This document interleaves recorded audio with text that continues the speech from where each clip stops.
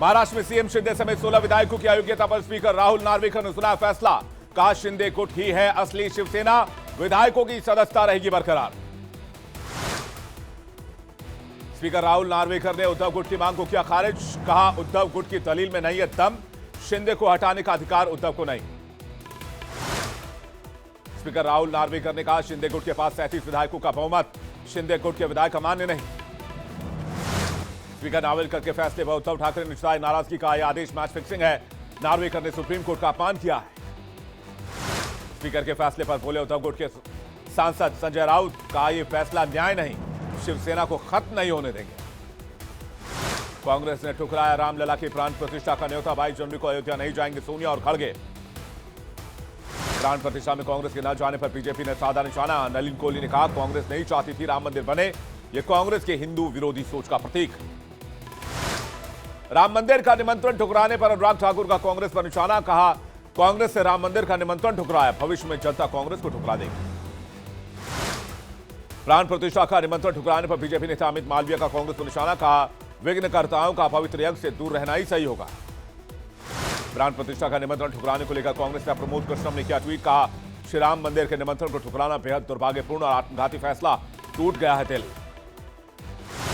स्वामी प्रसाद के बयान पर कांग्रेस नेता आचार्य प्रमोद कृष्णम का तंज। कहा विक्रम बेताल जैसी समाजवादी पार्टी और स्वामी प्रसाद की कहानी, अखिलेश पर चढ़ा स्वामी प्रसाद का भूत। यूपी के कासगंज में स्वामी प्रसाद मौर्य ने फिर दिया विवादित बयान। अयोध्या में कार सेवकों पर गोली चलवाने वाले फैसले को बताया सही। स्वामी प्रसाद मौर्य ने कहा अमन चैन के लिए तत्कालीन सरकार ने चलवाई थी गोली, सरकार ने निभाया था अपना कर्तव्य।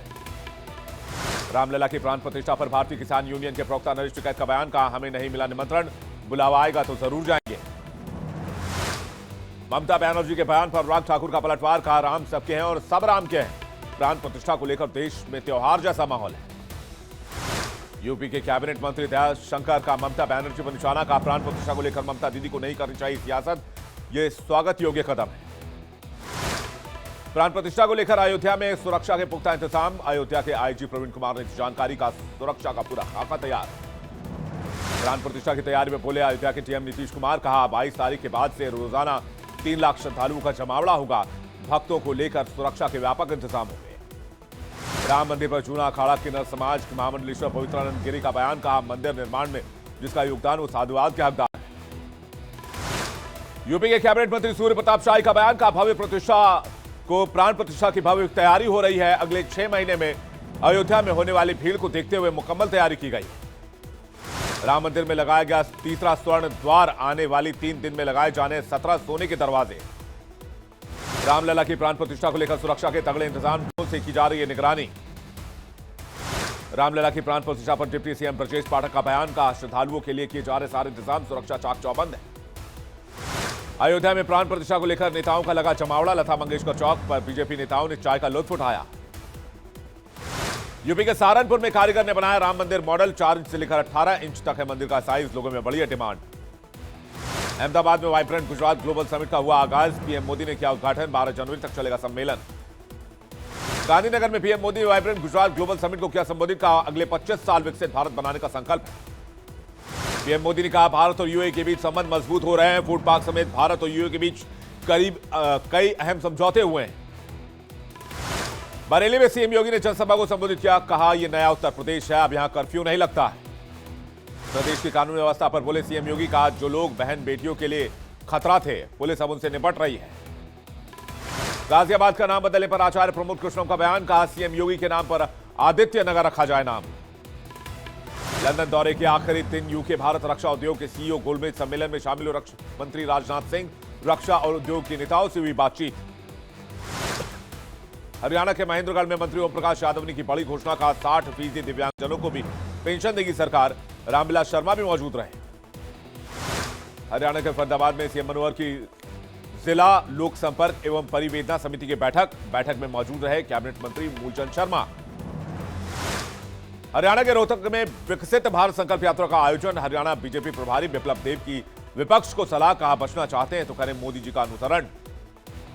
हरियाणा के पलवल में विकसित भारत संकल्प यात्रा का किया गया आयोजन। बीजेपी प्रतिनिधिमंडल ने लोगों को दी योजनाओं की जानकारी।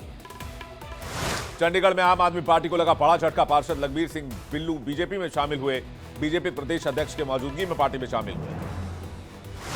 मालदीव विवाद पर उमर अब्दुल्ला का बयान। कहा, प्रधानमंत्री पर टिप्पणी सरासर गलत, पड़ोसियों से अच्छे संबंध होने चाहिए। रुद्रपुर में नारी शक्ति वंदन महोत्सव का आयोजन। सीएम धामी हुए शामिल। कहा, मातृशक्ति के सहयोग के बिना समाज का विकास नहीं हो सकता।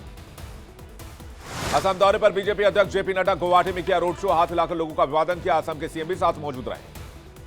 असम के कामरूप में जेपी नड्डा ने कांग्रेस पर हमला बोला। कहा, इन्हें सिर्फ वोट चाहिए, वोट की खातिर कुछ भी कर सकते हैं। अन्याय करने के बाद अब न्याय यात्रा निकाल रहे हैं।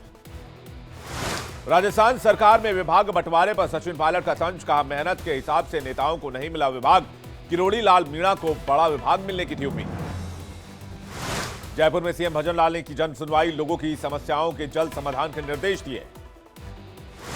तेलंगाना दौरे पर एमपी के पूर्व सीएम शिवराज सिंह चौहान। वारंगल में दामरा में पहुंचने पर बच्चों ने लगाए मामा शिवराज के नारे। शिवराज सिंह ने बेटियों को आशीर्वाद दिया। दिल्ली एनसीआर में अभी और बढ़ेगी ठंड। अगले 7 दिन के लिए मौसम विभाग ने अलर्ट जारी कर दिया। 8 डिग्री तक गिर सकता है न्यूनतम तापमान। ठंड को देखते हुए यूपी में 3 दिन तक के लिए 8वीं तक के स्कूल बंद कर दिए गए। 11 से 13 जनवरी तक 8वीं तक के छात्रों की छुट्टी रहेगी।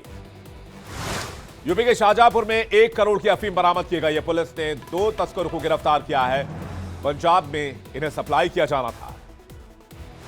यूपी के प्रतापगढ़ में गर्जा प्रशासन का बुलडोजर 10 बीघा जमीन को कराया गया कब्जा मुक्त। अवैध रूप से की गई थी प्लॉटिंग। एमपी के भोपाल में करोड़ों की धोखाधड़ी। बैंक में नकली सोना रखकर 4 करोड़ 63 लाख लेकर फरार। 4 आरोपी गिरफ्तार, बाकियों की तलाश जारी।